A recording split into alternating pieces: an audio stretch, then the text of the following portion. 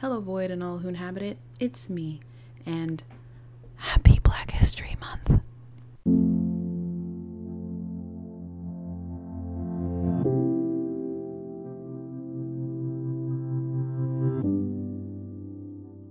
What better way to start than to talk about interracial relationships? So, someone hired Kenya Barris to write and direct Another Thing, and as could be anticipated without even knowing what the project is, he decided to center a multiracial family, specifically a family with a white dad and a black mom. Before we get knee-deep in shade and snarky comments, I do want to note that it is important for biracial people to have stories that reflect their experiences and that have well-rounded biracial characters. But Kenya Barris is a colorist who's only invested in dark-skinned women if they are the mothers of light-skinned biracial children, specifically girl children.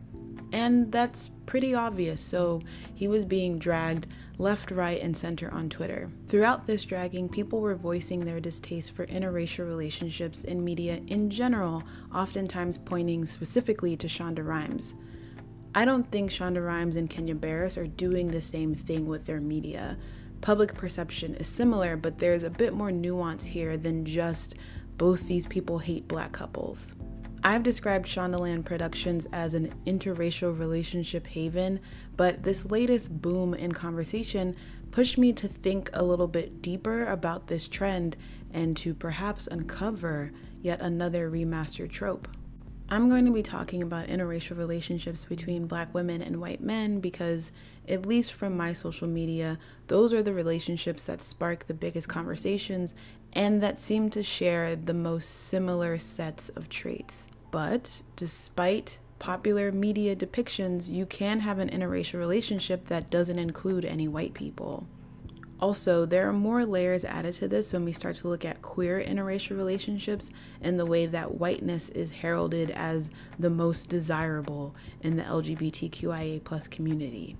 We will not be getting into that 7-layer bean dip today, but just know that it's off to the side, waiting for us to crack open a bag of chips. Anyway, back to the trope. To start, if you don't know me, hi, I like lists. We're going to start with a list of categories that interracial relationships in film and TV that feature black women often fall into. The first is the relationship as a marker of deviance, delinquency, another bad word that starts with a D. I went over this in my video on the desirable dark-skinned woman trope, but illustratively, these relationships are given to black women who are bad characters. They are rarely relationships we are supposed to aspire to and sometimes have disastrous ends. In that video, I also mentioned relationships that occur a bit more organically to be the polar opposite to these. And I still believe that to be true, but I think those relationships fit a bit more into our second category of being a statement piece. This category has two sides, the first being the polar opposite to the deviant relationship mentioned earlier. In this case, our often token black woman finds love with her Caucasian Kang. It's giving, we've solved racism. The answer is to hunch. By pairing white men with black women, and specifically dark-skinned black women so that the visual contrast is stark, a show or film is able to make a statement without actually ever saying anything. It's still alarming to see interracial relationships, so we'll throw one in to seem progressive or woke, even if the rest of the show or film doesn't do a good job handling race. The second side of the second category are relationships that are a manifestation of someone's colorist fantasies. This is in the same vein of someone saying they want to have pretty babies as the main driving force behind their dating preference. It's not the merits of the relationship that is appealing, but the potential outcome. With both sides, the statement piece relationship is meant to provide a solution. The problems being solved are different, but the answer is the same. The promise of a race-blind future and/or biracial children, whom, if actualized, will fall between the ever-expansive shade range of fluorescent beige to deep ivory. We are sold that interpersonal relationships can fix institutionalized oppression. While there's quite a bit to unpack there, we'll be spending the majority of our time today unraveling the third category of the successful swirler. Quick history lesson. The sapphire is one of the 3 oldest tropes about Black women in Anglo-American media. The caricature popularly portrayed Black women as sassy, emasculating, and domineering, aggressive, loud, and angry, in direct violation of social norms. Although this trope clashes with the mammy stereotype of a kinder, gentler Black woman, sapphires can be matronly. We often see aunts or overbearing wives who demand more, and by extension, their aggression can be protective in nature, which is an important distinction as we move through media and see that aggression getting distilled into the angry Black woman stereotype. The angry Black woman is simply pissed off. She is not with the shits, still domineering, demanding, and emasculating, but her anger is directed at everyone for seemingly everything. From the angry Black woman, we get the image of the sassy or independent Black woman who don't need no man. Still aggressive, still abrasive, but that's been turned into a false positive. Her solitude, brought on by her attitude, is a strength, not a weak point. And here is where things get interesting. We have a popular depiction that has transcended stereotype into being perceived truth for some people of Black women as domineering, as brazen, as strong-willed and steel-tongued, and as alone. The sassy Black woman is someone's best friend, someone's coworker or classmate who's there to give witty advice about anything, but she herself is unexplored. We may see her talk openly about sex and relationships, but the idea of her being partnered is often a punchline. In the end, we are told that strong Black women are almost always single, and that they are single because they are strong. Enter Kenya McQueen, the protagonist of the 2006 film Something New. This wasn't the first film in the 21st century to have a relationship between a Black woman and a white man at the center of its plot. In fact, Guess Who came out the year before and made 10 times as much at the box office. But Something New is where we see the depictions of strong, single Black women shift. Kenya is a young, beautiful, successful CPA. She has her own house, her leave-out always blends, she's living good, but she is unfortunately single. So her coworker sets her up on a blind date with a landscaped architect named Brian, who seems to check enough of the boxes that Kenya is looking for until she arrives and discovers, oh no, he's Caucasian. To quote the great philosopher Robert Hill, I will not eat the white man's white meat. Kenya dips from the date, but later re-meets Brian and ends up hiring him to landscape her newly purchased home. Something about seeing a man haul manure around all day in the hot sun really gets the juices flowing, and they start dating. The bulk of the movie is then about their relationship, and more importantly, Kenya's changing mindset. While she and Brian are together, we see Kenya as happy, as getting to be herself in ways that she couldn't be before. For example, there's a mini storyline about her hair and her becoming more comfortable with wearing her natural hair while with Brian. But he's white, and that makes things difficult, so they break up. After they break up, Kenya starts dating someone who does fit the mold in the life she would have wanted in the beginning of the film, but she's changed now. So she dumps Blair Underwood and ends up fleeing from the debutante ball in order to bring back Brian, who's dressed in a mariachi band outfit, which is the last scene before their wedding at the end of the film. It's a little extra there at the end, but Something New introduces some plot points that we see pop up again and again with this trope. The most blatantly repeated is that of Kenya being the happiest when she is leading the life that she wants, even if it flies in the face of what is expected of her. To expand even further, we can look at a popular opposing depiction. At the time this film came out, Girlfriends was in its 6th season. The idea of a successful career woman's life being still incomplete because she hasn't met a romantic partner is at the core of that show. It is the leading plot of the pilot. And the question of dating out pops up in this show as well.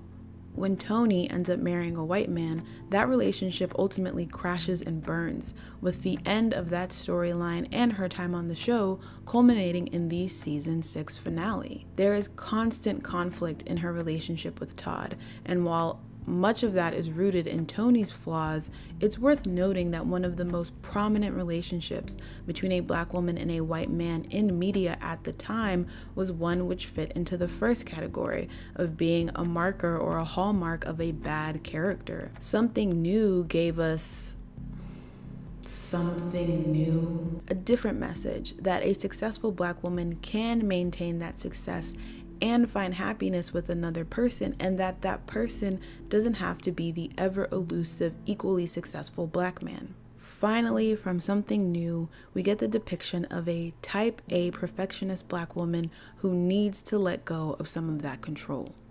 Now, this is different from the uptight woman who needs to get calmed down with some penis. The type A aspect of our successful swirler is the part of her story that perhaps resonates the most. A lot of black women can relate to the expectation that you need to have your shit together at all times, or at least look like you do. The successful swirler trope shows a desire to move away from that image of constant perfection by having the character do something unexpected, something taboo, but still digestible. Cue the white love interest. Hey y'all, it's pre-editing me here. I am making the lovely slides that you see in between videos of my face. I was debating whether or not I should include Annalise Keating as an example of this trope. As you can see, ultimately I did. And the reason why, well, there's a couple of reasons why. One, I had to ask myself, if Sam hadn't gotten murked, would he and Annalise still be together? Was his infidelity enough to end their relationship? I don't know. And the show doesn't really care to explore that. But what the show does do is that after Sam's death, Annalise isn't immediately thrown into the next relationship with the next available white man. In fact, her romantic interest for the majority of the show is Nate. We also get to learn about Annalise's history with Jean Grey. We see her form an unhealthy, somewhat romantic attachment to her therapist, Senator Bail Organa. We see her utilize Nathan Ford's attraction to her in order to try and get something that she wants. And the show ends with hints of Annalise and Tegan having been partnered together. There's also the weird Annalise and Bonnie stuff. That's a lot. Overall, Annalise's romantic endeavors, her romantic history, her options are much more expansive and varied than any of the other women who fit within this trope. But we start with Annalise being married to Sam because she is successful and because he fits into the role that she wants, the lifestyle that she wants to sculpt for herself. I will get into this more in just a few moments. I think I haven't recorded yet, so girl, you know better than me. But I think Annalise is actually a manifestation of what a lot of writers want this trope to be, which is a rejection of the sassy black woman stereotype. Again, unlike most of the other women who fit into the example of this trope, Annalise has a much more varied dating history and dating options, as opposed to saying the white man is the best option you have. That also leads us to another major key to this trope, which is that a lot of media, be it film or TV, still tells black women, if you want to partner with a black man, you will have to sacrifice something. I watched Sylvie's Love earlier last month, and I did enjoy it because I wasn't looking too deep. But something that jerked me out of that enjoyment was Robert's decision to leave Sylvie and their kid instead of telling Sylvie the truth that the job opportunity he thought he was going to get didn't exist. Robert was gearing up to be the main breadwinner. Sylvie was going to restart her career and move in order for that to happen. And when that didn't seem possible, at least not in the way Robert wanted, his reaction was, "Oh bitch, me and my wounded pride are out of here." Luckily, when Sylvie learns the truth, she loves him anyway. She wants to be with him anyway. And the end credits suggest that they are both able to continue their careers the way that they wanted. But the idea that, at least initially, the best way for their dynamic to function was for Sylvie to downsize is a concept that pops up even in stories set in modern day. Hallmark movies do this all the time, right?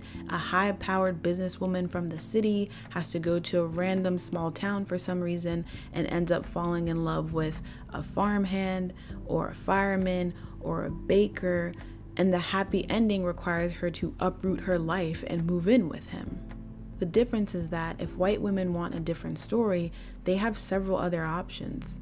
If you are a heterosexual black woman looking for a love story where the main character isn't expected to give up her lifestyle in order to find happiness, well, I hope you like white men, because that's what we have on tap.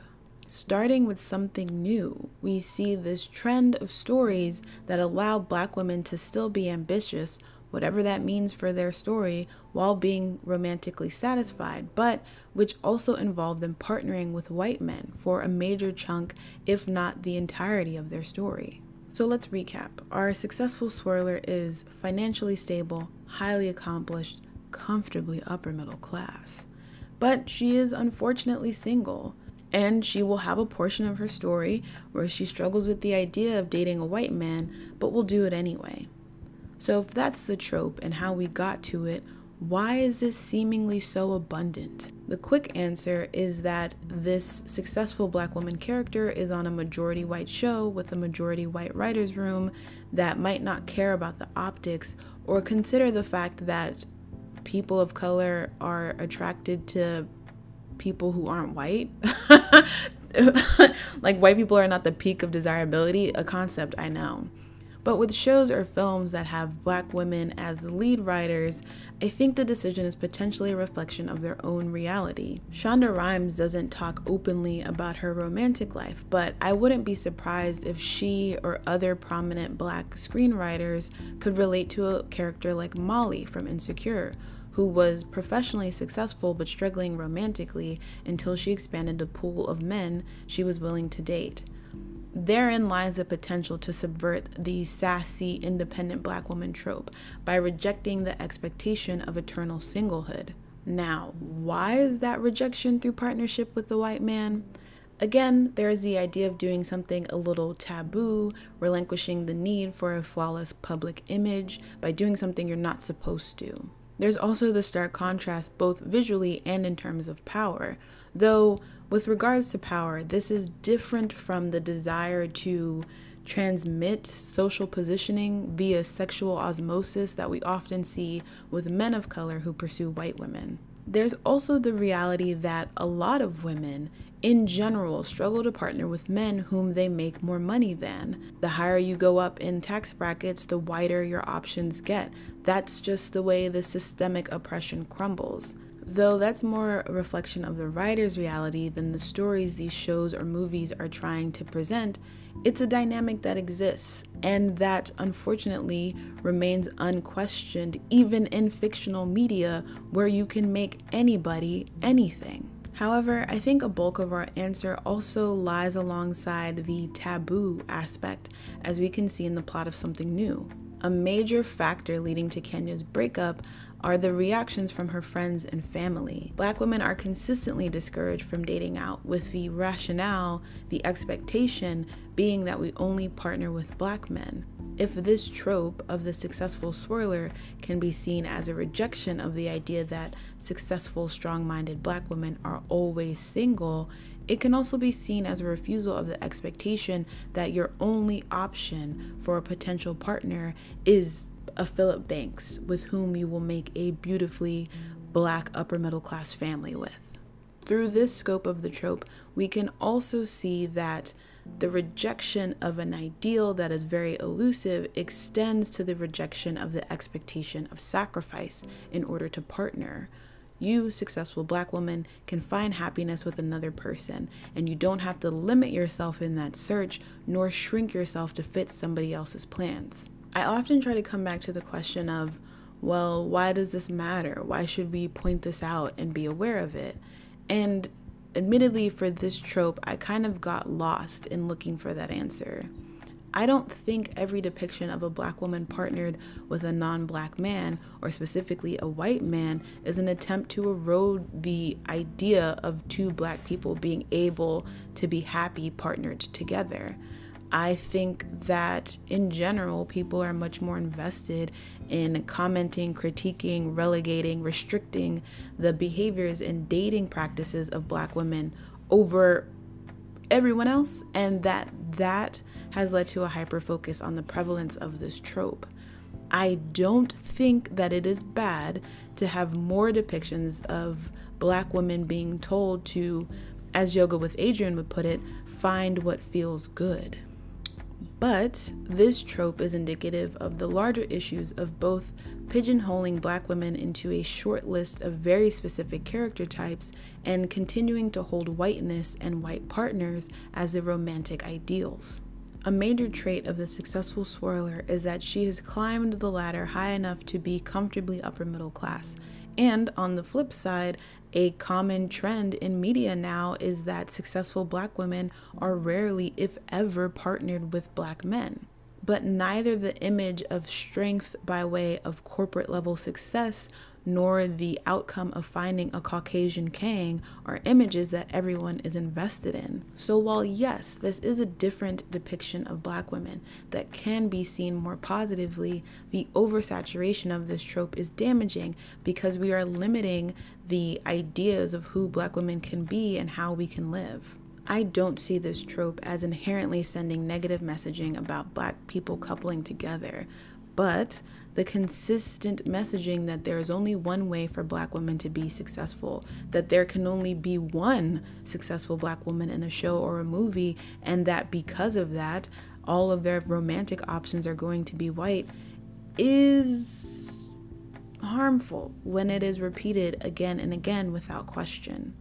And the successful swirler is still a limited trope that, to be honest, employs a lot of the more isolating traits of its predecessors. For now, a lot of producers seem very comfortable in overutilizing an image of Black women that has been genuinely desired, but ultimately is rather limited.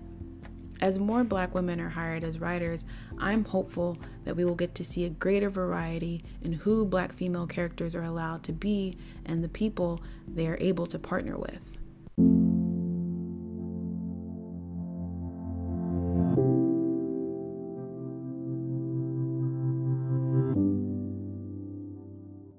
If you made it to the end, thank you for making it to the end. I'm kidding, I'm not gonna do that. How's your Black History Month going?